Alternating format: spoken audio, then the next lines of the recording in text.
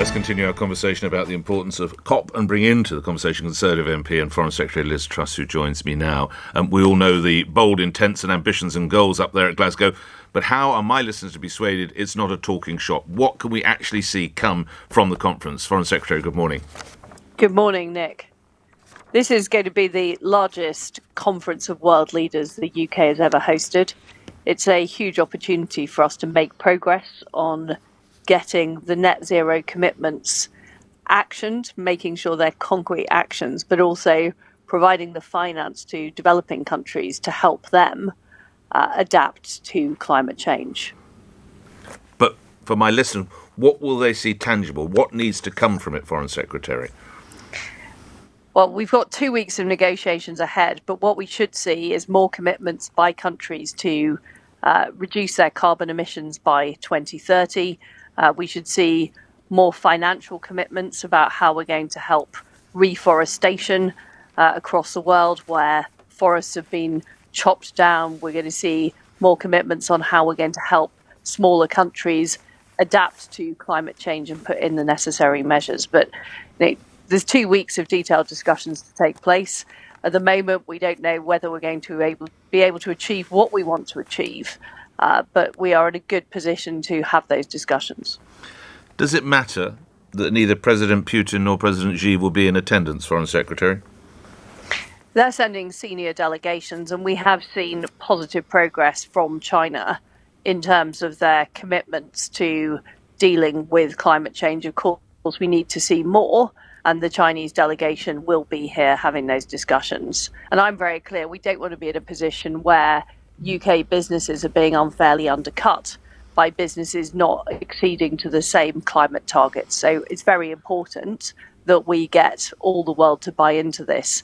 And in fact, at the G20 meeting in Rome, all of the countries at the G20 did commit to net zero by mid this century. One of your colleagues, Anne-Marie Trevelyan, has hinted at the idea of possible eco-boycotts. That is to say, companies, organisations, stores, whatever it might be, who are not pursuing eco ambitions or eco-intent should be boycotted. Where are you on that, Foreign Secretary?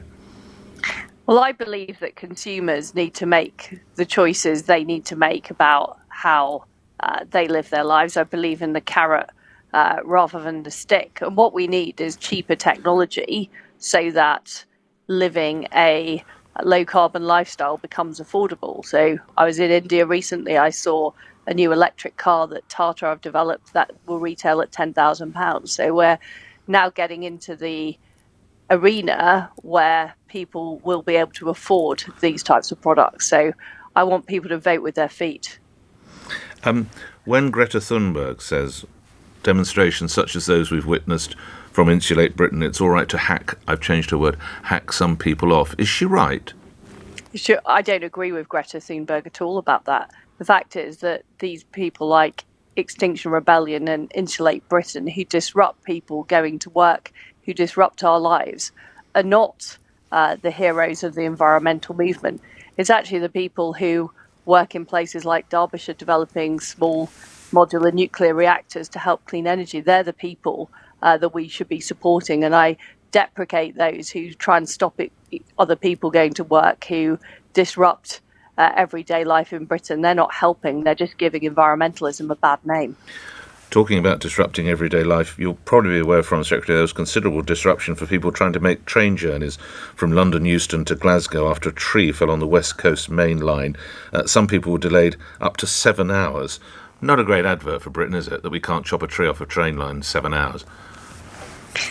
Well, this is why we're investing more in our railways, to make sure they are more resilient. Wouldn't mind that. What about, how difficult is it to get a bloke or woman with a chainsaw? Quite difficult in my experience. And What? I wasn't stuck yesterday, but I have been stuck on these long train delays before, and it does seem to take a lot of time. Of course, we're always... They've got the world landing in London, trying to jump on trains up to Glasgow. Why can't we get a bloke out in a Land Rover to chop a tree up and get the trains moving again? Maybe, did anyone call you, Nick, to see if you were If I was in that area, I happen to have actually felled quite a few trees, because I lived in Kent in my life, so I'm not bad with bringing trees down, but sadly I wasn't in that part of the country, so I wasn't able to apply. But you see what I'm saying, Foreign Secretary, it's not a great look, is it?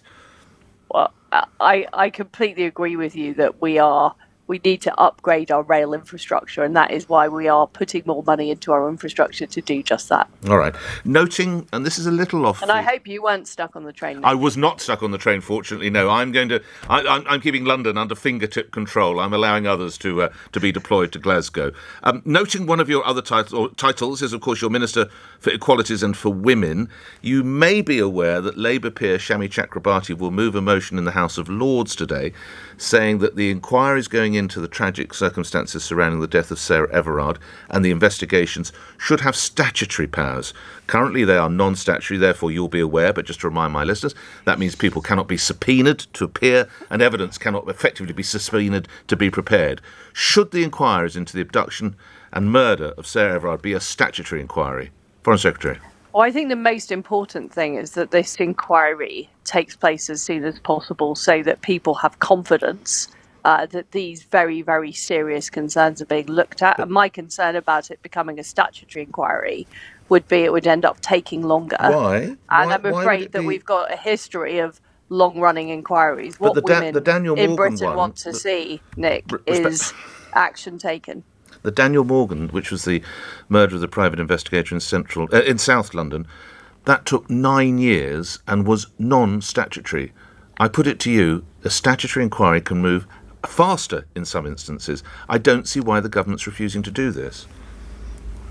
The important thing is that we get answers as soon as possible and we see the changing culture that's needed to address these issues. And of course, there are very, very serious issues that need to be considered with respect to the police, but also the overall justice system, making sure these cases are brought to justice much quicker. I know the Justice Secretary is working on that. Last couple of points. Again, a little out of your brief, but you are Foreign Secretary. The fish wars. Are the French being intransigent here? Where does le blame lie?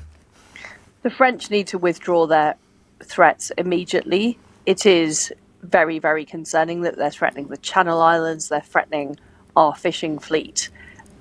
And the licences were issued completely in line with our trade deal with the EU, and we will not hesitate to take action if they don't withdraw those threats immediately. Good Lord, what does that mean? Well, that means that we will pursue dispute resolution under the EU trade deal, and that will result in measures being taken. OK. Finally, the smiley face of COP26 is the sort of mascot who's been put forward. Are you aware who the mascot is for COP26? I'm not, no, Nick. It's Bonnie the Seal, who's been recycled after two previous events, the 2018 Multi-Sport European Championships and the European Short Course Swimming Championship last year. Can I put it to you, whoever chose the mascot clearly was having a bad day. No one had heard of Bonnie back in 2018. No one has heard of bloody Bonnie today. Pourquoi? Why Bonnie? Well, I've only just arrived at the conference, haven't yet met Bonnie. But this is So a I'll be able to recycled comment mascot that nobody detail cares Bonnie, about. when I meet Bonnie. Foreign Secretary, I'm grateful for your time. Conservative MP, Foreign Secretary, and Minister for Women and Equalities, Liz Truss.